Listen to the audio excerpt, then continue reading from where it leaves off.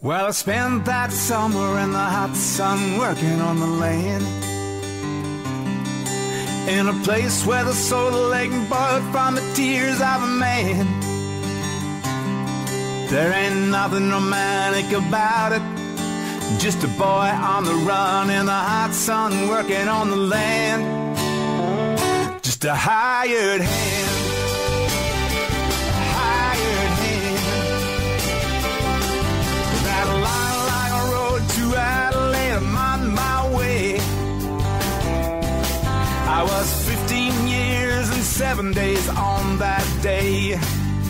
I said goodbye to my family, said goodbye to my friends, said goodbye to everyone, 'cause I ain't coming back again.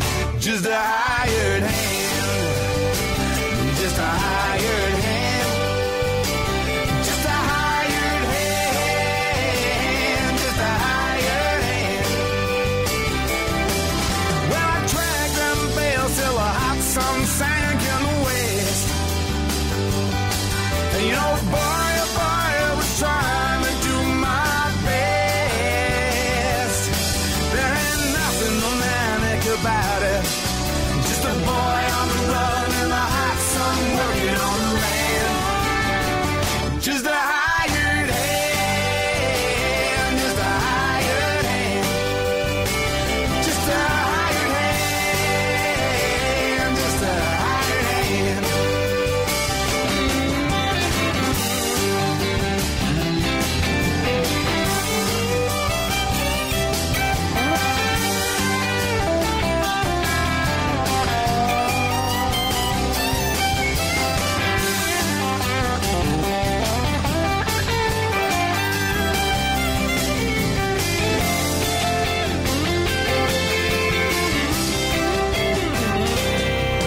Well, I spent that summer in the hot sun working on the land, in a place where the soul lake boiled from the tears of a man. There ain't nothing romantic about it, just a boy on the run in the hot sun working on the land, yeah. Just a hired hand, just a hired hand, just a hired hand, just a hired hand. Well, I spent that summer, yeah, in the hot sun, in a place where the soul lake boiled, yeah. Working on the land, working on the land, I'm working on the land.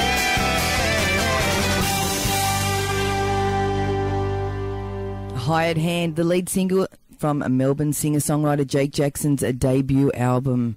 A brilliant piece of Australian country music with a real story to tell. The song, written by Jake and multi-instrumentalist Robin Payne, is destined to become a classic coming-of-age tale. Welcome to Rock That Country, Jake Jackson. How are you, mate? I'm very well. How are you going? Very, very well, thank you, on this Friday afternoon. You've already done a few of these this morning, mate. This is my fifth or sixth, so well in the groove at this point. Tell me, what's the Jake Jackson story? Jake Jackson's story is pretty straightforward.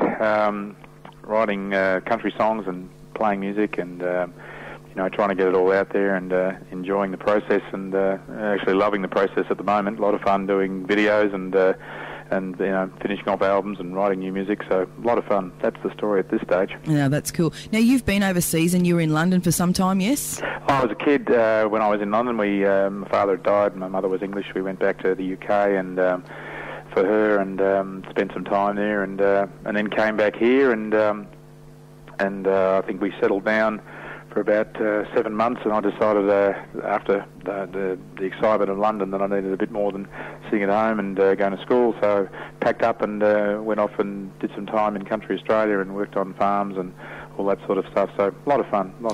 So is London where you actually got a taste of music and to form a band and get into the whole music scene? London was a really exciting place at that time. It was, there was lots of music everywhere and and at that age I was surrounded by it. Everybody at school seemed to play in a band of some genre, and definitely I think my mum bought me a guitar from the op shop around the corner, which I played and learned to play on, and then I didn't buy another one until about 16, so it kept me going for a while. Do you still have that first guitar? No, but I've got the second one. No, the first one wasn't much cop, to be honest with you.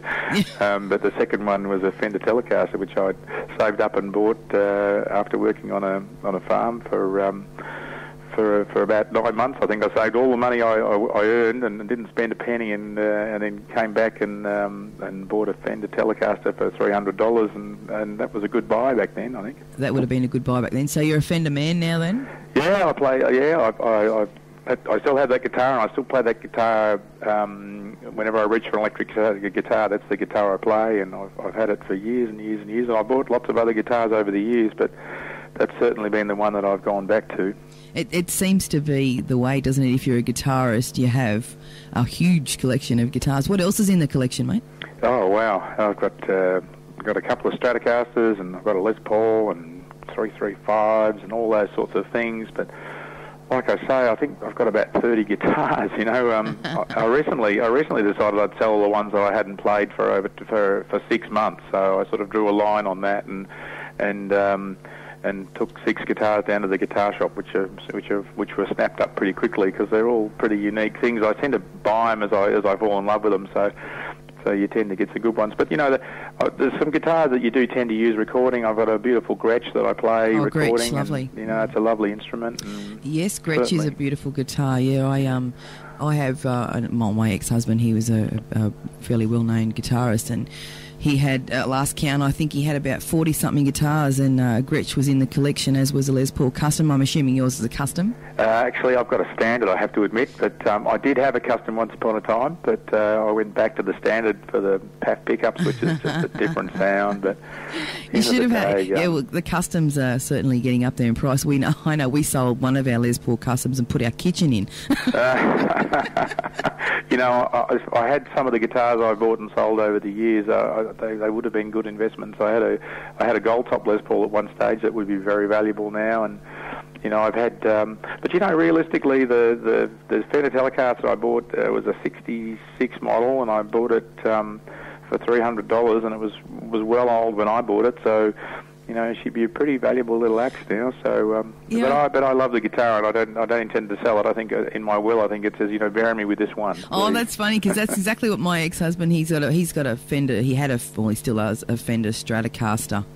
And that's his baby, and it was given to him by somebody from Sherbet. And he always said to me, "Bury me in that one. I don't care what he does now. He's an ex." But yeah, he's so I've become a bit of a connoisseur of guitars. Oh, good on you. So I know the Gretsch. Do you play bass as well, mate? Oh, look, I play a bit of bass now and again, but mainly guitar. I'm mainly playing acoustic guitar these days too. I've got a couple of Martins that I've been playing lately, and Martin's beautiful. And some Maidens as well. I mean, yep. They're all nice instruments, and they've all got a bit of personality. Any acoustic 12 strings in there? Yeah, I've got a Martin D2812, which I'm tending to prefer over the Taylor 20. I've got a big Taylor 12 as well, which is a nice guitar. I mean, it's a great stage guitar. It's well set up, and but the 12s are tough. They are. You've got to have hands of steel to play the 12. Yeah, you really do. You've got to eat steak before you play those guitars. And you've probably got really flat fingers too. Most guitarists that play all the time, or specifically play 12 strings, their tops of their fingers are really flat. It's like someone's cut the top of them. Oh, there's so much pressure. It's bizarre. You can to sit down and play a full set of songs an hour on a 12. You need, like I say, to have had a decent-sized steak before you start. There really is a lot of power required to keep the thing humming along. Yeah, so I couldn't master the 6 string. I play bass, but I couldn't master the 6 string at all. I got 2 little hands and couldn't get my hands around the neck. So I'm never going to be so brave to say I've mastered it. Oh yeah, well I haven't mastered it either. But yeah, I have a bit of a bash at it at times. Tell me about Hired Hand. The inspiration, where'd it come from? Look, coming back to Melbourne and leaving home and basically just getting out on the road from Sunshine to the western the Western District here, you know, I put my thumb out and got a ride out to a place called Lake Bolac and got a job on a farm, and that was what the song's all about. It was that time in my life, you know. At that age, I decided to, you know, take the left-hand fork in the road, or the right-hand fork, but certainly one of the forks, and changed everything, and left school and left home, and it was a simple song about a you know, a big moment in my life when everything sort of changed. Well, it did change. Not sort of, and no sorters about it. Yeah, no, that's right, big change. And you're rubbing shoulders with some fairly accomplished musos in this tune too, Jake. Oh, look, there's some great players. I mean, the beautiful thing about one of the good things about being a more mature musician is that you do get to know some great players over the years, and you know, with Robin Payne, you know. Doing the production and playing with me on that, she's played, you know, with everybody, and done some fantastic things over the years. You know, she's played with Bonnie Raitt and B.B. King, even. You know, so there's Robin and Ben Edgar, who's just come back from the States from playing with Gotcha, and you know, he's played with Missy Higgins and James Rain and Rene Gayer and all those sorts of players.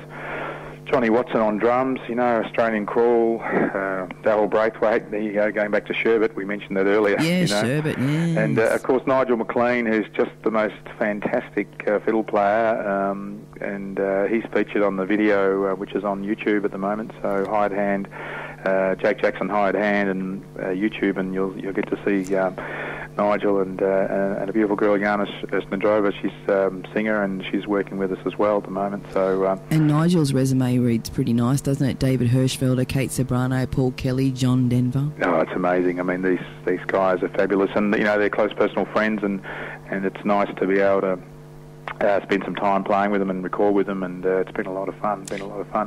Yes. Nigel's living up in Castlemaine at the moment, and I'll often drop up there and you know, spend an afternoon and sing some songs and write some songs and that sort of thing with him. So that's right, because you're Melbourne-based, aren't you? That's right. Yeah.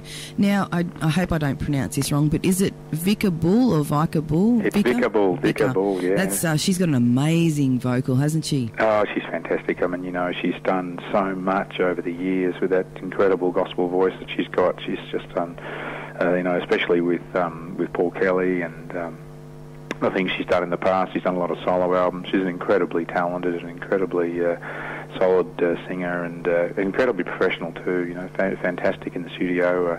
You've only really just got to throw a few ideas around, and she seems to be able to pull things out of her head and make it sound amazing. So that whole anthemic out at the end of the song is a lot of it's her, and it's fantastic. Really, really cool. There's certainly some extraordinary musicians and talent out there, isn't there? No, look, you know, it's a joy. It's a joy to be able to play with these sorts of people. They really lift the game so significantly. You know, you've just got to throw a couple of great players in the mix, and away you go. You know. Yeah, Jake, is the album actually completed? I know it's not due for release until early 2013. So, is this the only song that's been done at this stage, or have you got the whole album? The whole album's completed. We're just trying to put together all our distribution and timing and all that sort of stuff with the album. But the album is completed, and you know, I play it in the car, and it's all good, and it won't be long, and hopefully we'll have it everywhere. So same musicians on the rest of the album as well? That's correct. Yeah.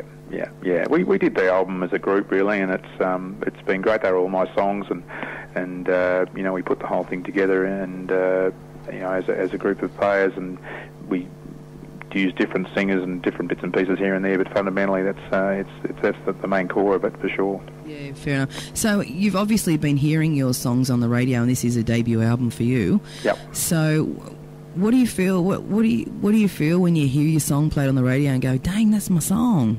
Look, you know, it's. I put a post on my Facebook page the other day. You know, they're playing my songs on the radio, Mum. And you know, that's what it's like. It's really, really exciting. It's a fantastic experience. I'm really, really enjoying it. And what's really nice is you know, people seem to be getting behind the song and really enjoying it, and I don't seem to get many dislikes. They all seem to be likes, so it's all pretty happy at this stage. There isn't a dislike button anyway, mate. No, it is. It's good for you. It's good to get the recognition, and obviously you've been a hard-working muso for quite some time, and to get it on the radio and to get it out there, and like you said, it's a really good thing, and I love seeing artists that you know, that I know, like Bob Corbett for one. You know, I don't know if you know Bob. Bob has been a fantastic entertainer for many, many years, and this year he's 2012 Toyota Star Maker winner. And you just feel so, you know, without sounding condescending, you feel so proud for you guys, because you think you've been slogging away for a while, and now you're finally getting, you know, the hard work's paying off for you. So, you know, it's a credit to you too, mate, and it's a great song, by the way. Oh, thank you very, very much. It's really nice. It's cool. Yeah, so you're doing gigs, mate? You're gigging? We'll be back and doing some work in the probably January through to March, April next year. We've been so busy with the production of the videos and the production of this album that we haven't had a moment to. We actually got quite deep into rehearsals at one stage, and then started to realise that you know, what we're going to be doing is producing videos and doing radio work. So we've just got a little bit of a hiatus from that, and we're going to go back on the road I'm hoping that it's all January and February. So that's the current plan. Yeah, cool. So all the songs are written, and I know this is the one that you've released, but is it your favourite track on the album? Absolutely, yeah. Look, it's a song I've held close to my heart for a very, very long period of time.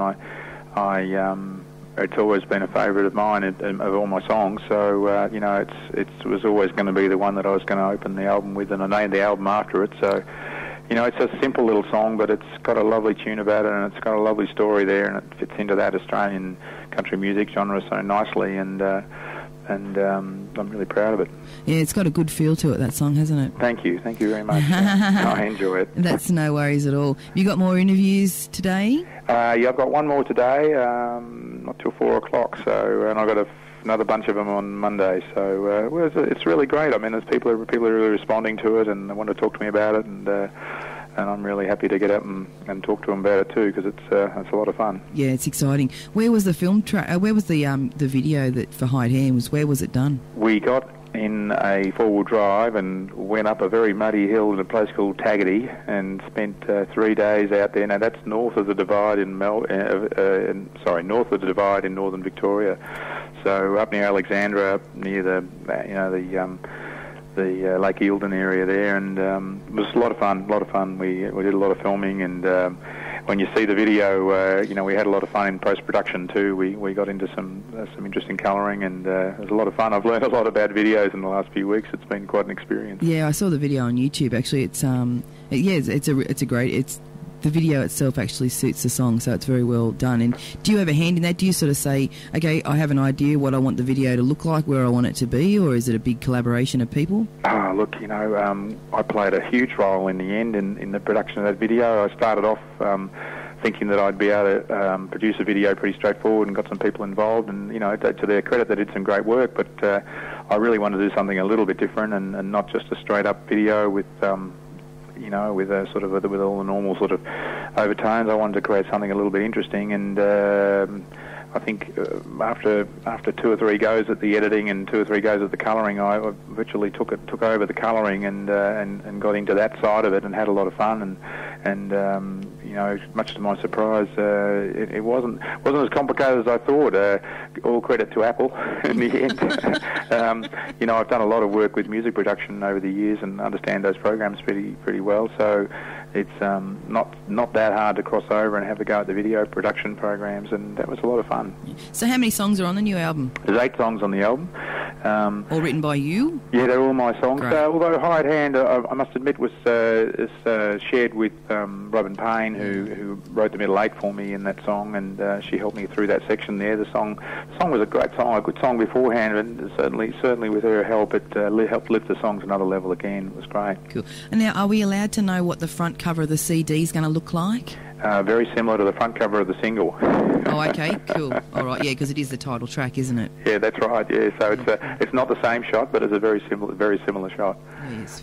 Excellent. All right, I better let you go. So, because like you said, you've been doing them back to back. Yeah, that's the go. And thanks so much for having a chat to me today, Jake. I have been playing the song this week, and as I said, look, it's a great song. It is a great feel-good song, and I hope it does you proud, and I'm sure it'll do very well on the charts, mate. Oh, look, thanks, Kyle. That's fabulous. And, thanks to everybody that's listening on Today Country 94.1. I hear it's the nicest little radio station on the eastern seaboard. It is. That's because it's got such great presenters. Absolutely. Thank you very much. No, just kidding. No, it's a great station. And, we've got a very loyal listening audience, which is great, actually. And I've only been doing this, I think I started in April. So, yeah, it's they've been really supportive and encouraging. And you're doing great things, I hear. It's fantastic. Oh, well, okay.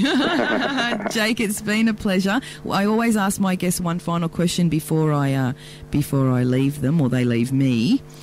What was the last CD you purchased, or the last song that you listened that wasn't yours? Oh, the last song that I listened that wasn't mine. Oh, gee. John Hyatt, Stolen Moments. There beautiful.